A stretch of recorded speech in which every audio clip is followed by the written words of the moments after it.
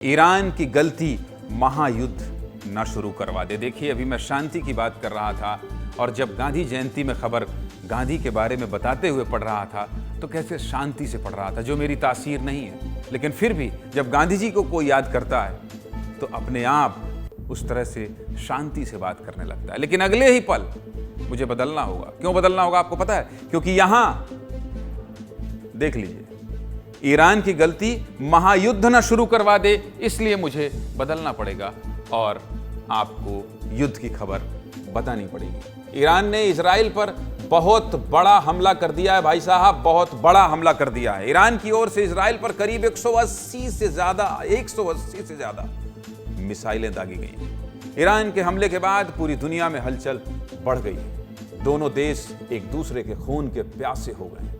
Iran और Israel एक दूसरे को धमकी पर धमकी दे रहे हैं। पूरी दुनिया में डर बन गया है कि यह महाजंग और तेज ना हो जाए। इजरायली सेना ने बताया कि ईरान ने बैलिस्टिक मिसाइल से हमला किया है। ईरान के हमले के बाद इजराइल भी गुस्से में है, तमतमा गया है इजराइल। ईरान ने इजराइल पर बीती रात ताबड़तोड़ हमले किए। इजराइल पर हमले के खबर मिलते ही ईरान में जश्न शुरू हो गया। ईरान से लेकर गाजा तक रात भर जश्न मनाया गया। हालांकि ईरान की ज्यादातर मिसाइलों को इजराइल के डिफेंस सिस्टम में ने नष्ट कर दिया।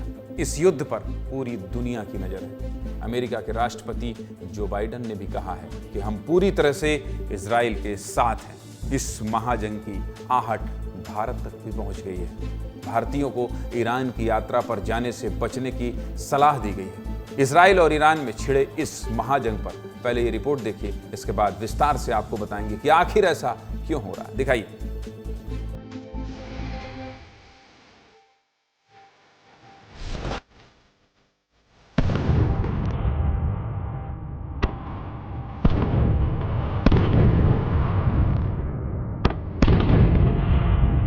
ואני מודה גם לארצות הברית על תמיכתה במאמץ ההגנה שלנו.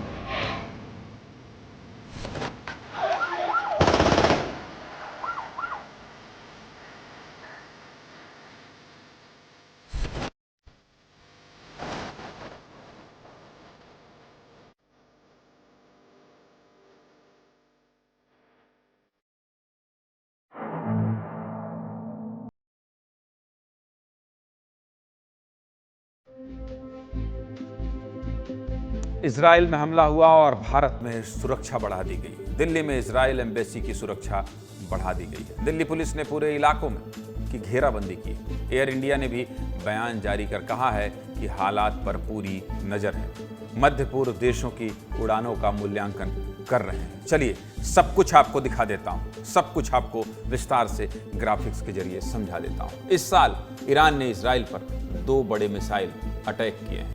5 महीने पहले अप्रैल में ईरान ने करीब 110 बैलिस्टिक मिसाइल और 30 क्रूज मिसाइलों से हमला किया था और दूसरा बड़ा हमला कल यानी 1 अक्टूबर की रात किया। इसमें 30 मिनट में 181 भाई साहब 181 से ज्यादा बैलिस्टिक मिसाइलें ईरान की तरफ से इजराइल पर दागी गई है। इसलिए बात अमेरिका तक पहुंच गई है।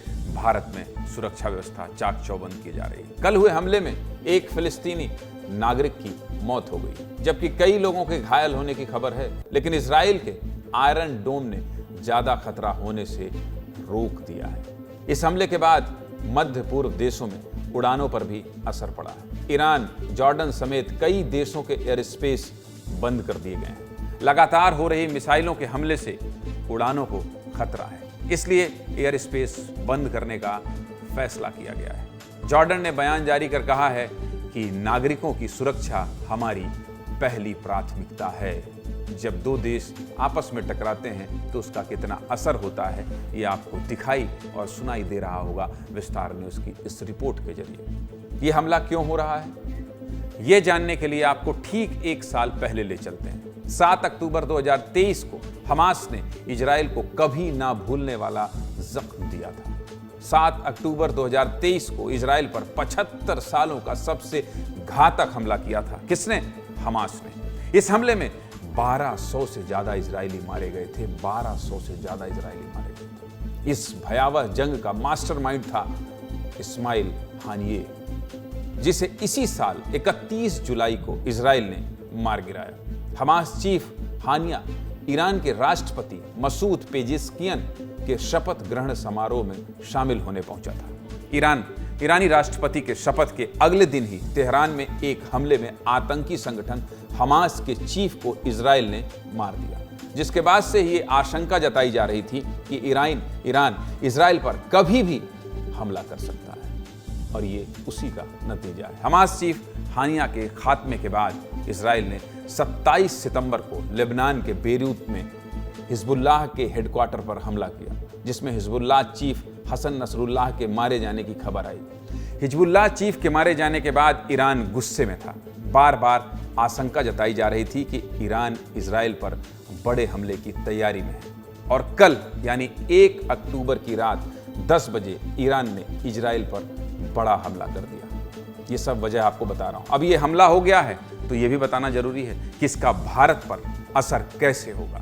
दरअसल इजराइल पर ईरान के हमले के बाद से मध्य पूर्व में संघर्ष बढ़ने की आशंका बढ़ गई है, जिसका सीधा असर तेल की कीमतों पर दिखाई दे रहा है। एक्सपर्ट की माने तो अगर जंग होती है तो इसका असर सिर्फ ईरान तक सीमित नहीं रहेगा, बल्कि यह अफगानिस्तान, इराक, सऊदी अरब, कतर और यूएई तक जाएगा। ये ऐसे देश हैं जहां से बड़े पैमाने पर भारत तेल आयात करता है। मतलब समझ रहे हैं, जिन देशों से भारत तेल आयात करता है वहां भी जंग का असर होगा, और असर होगा जंग के समय तेल की सप्लाई कम होगी और डिमांड ज्यादा। ऐसे में तेल के दाम बढ़ने लगेंगे, जो भारत पर सीधा असर डालेंगे। सीधे मुद्दे की बात यही है कि मिडिल ईस्ट में छिड़ी जंग का सीधा असर आपकी जेब पर पड़ने वाला है।